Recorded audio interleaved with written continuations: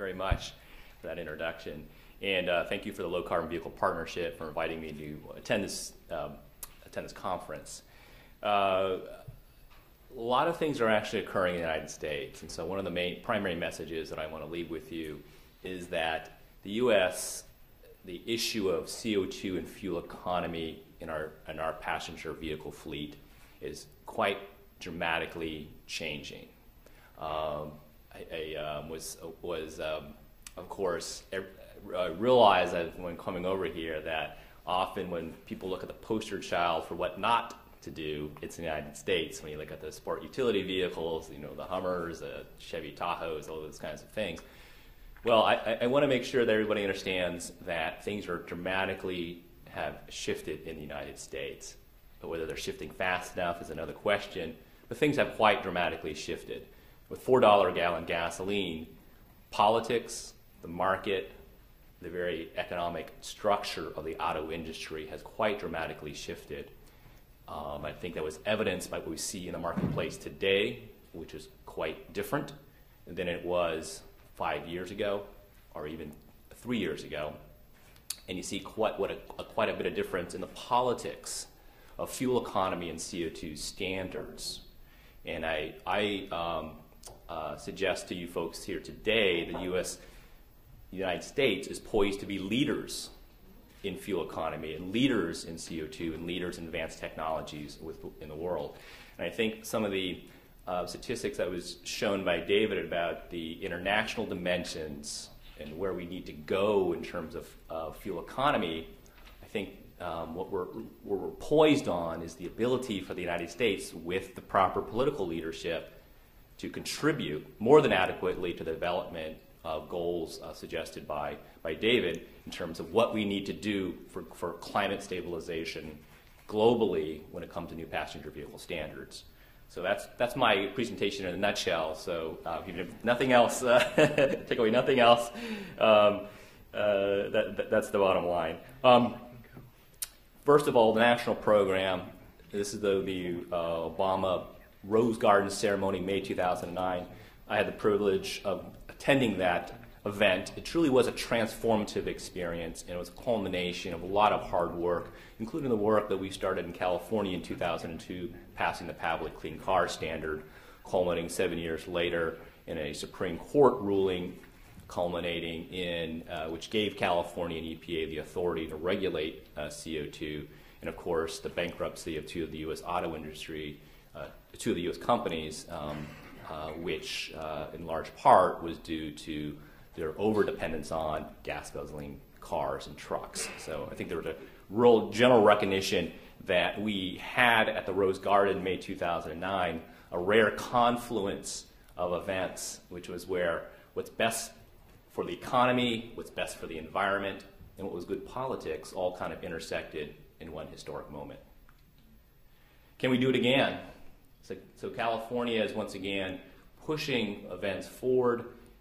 EPA and the National Highway Safety Transportation Administration are joining along with California on the next phase of our rulemakings, 2017 to 2025 model year. So we're pushing standards out to 2025.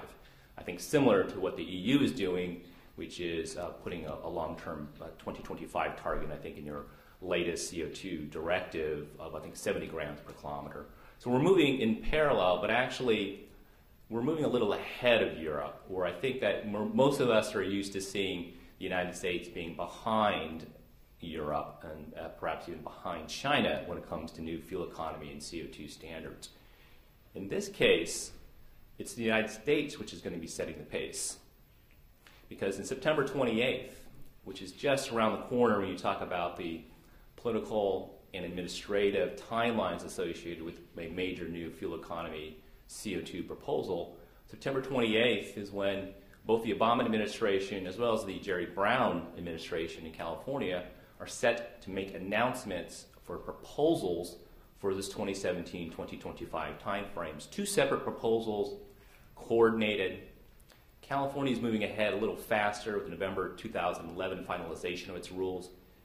July of 2012 is when the U.S. standards are set to be finalized. but these standards will happen, and the U.S. and California are looking at some very aggressive numbers. Last September, they the agencies jointly released a technical assessment, kind of setting the technical groundwork for what the proposal will be in September. As you can see here, there are 4 different scenarios they developed, from 3 to 6% per annum. That's compounded annually. Reductions in CO2 or fuel consumption they see as possible through 2025. The 2012 to 2016 standards is actually 5.1, so this 3 to 6% is not. 6% will go a little bit harder than what we're doing in 2012 to 2016. Historically speaking, from 1975 to 1980, I apologize, there's actually a little bit of a typo here. From 1975 to 1980, the auto industry averaged 7.7% per year, and from 1975 to 1985, so a little bit of typo, apologize for that, averaged 4.8%. So as historical, we can achieve these kinds of rates of improvement. This is again, I think you see the slide 3 times now. This is the ICCT slide. Hui showed it, so did David, versions of it.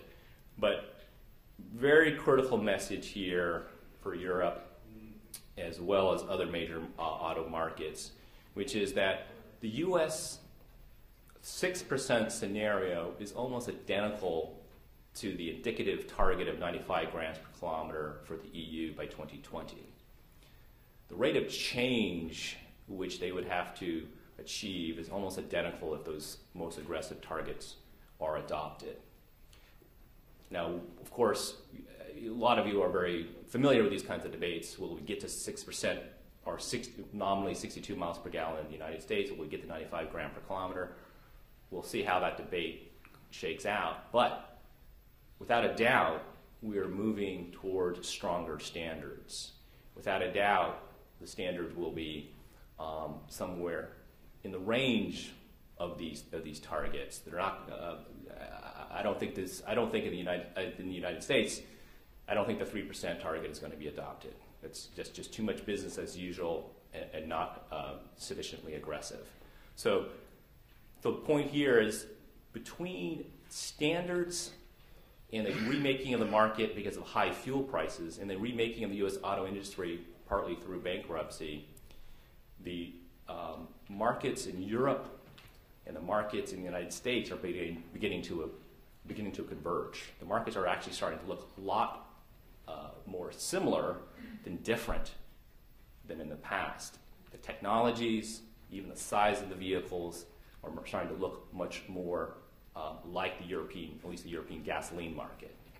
So we do have a unique opportunity at this point in time, and the U.S. actually has a unique opportunity along with California to set the pace, because I think what California and the U.S. does will help define what Europe does, but set the pace on a very strong standard which can set long-term goals and long-term market certainty for manufacturers to invest in new powertrain technologies. And because these markets are now converged, there's a unique opportunity here for spreading that development, focusing in development and spreading the development costs between 2 major markets, and possibly 3, depending on, of course, what China does. The technology mix that the United States technical assessment report from 3 agencies have developed, again, 3, 4, and 5, and 6%. One of the things that this new U.S. analysis is showing is that, I think David said it also very well, is that there's a lot of potential still left, incremental changes to the gasoline engine vehicle. So you can get the 3%, if you see that first scenario, you can get the 3% through improvements even beyond what's currently in the European fleet to gasoline direct injection engines that are turbocharged. That's the primary technology for 2016 standards in the United States. But you can go further, is what the analysis is showing, through something called cooled exhaust gas recirculation, adding more turbo boost essentially to these engines and allowing the engines to be downsized more. You can go even further than the 30% reduction. You can almost go to 50% reductions before you even hybridize. So a lot of potential left in gasoline direct injection engine turbocharged engines. Not until the 5 or 6% range, though, do you start driving truly large volumes of hybrids, and then 6% is where the standard has to be 6%, is according to the agencies, before you actually have those standards drive the necessity for commercialization of plug-in electric vehicles, whether that's a hybrid or a direct battery or a pure battery electric vehicle. So that's what the analysis is showing in the United States. Can we do it in terms of technological adoption rates? So the standards that as you know right now in the United States, turbocharged gasoline engines, it's about 2% or 4% of the market. But you can see that according to Honeywell Garrett and I think other analysts, that will rapidly grow. By 2015, it'll be 22%, and by 2020, it'll be about almost completely taken over the market, 80% of the market, turbocharged engines. 10-year time span, 2 model cycles. We've seen it happen before during the 70s with front-wheel drive. That was adopted in about 10-year span in the US market. Fuel injection during the 90s was driven by air pollution regulations. That was adopted in about 10 years' time. So hybrids and new improvements to gasoline, direct injection, turbocharged engines, 10 years is possible, absolutely, if the industry has that kind of incentive.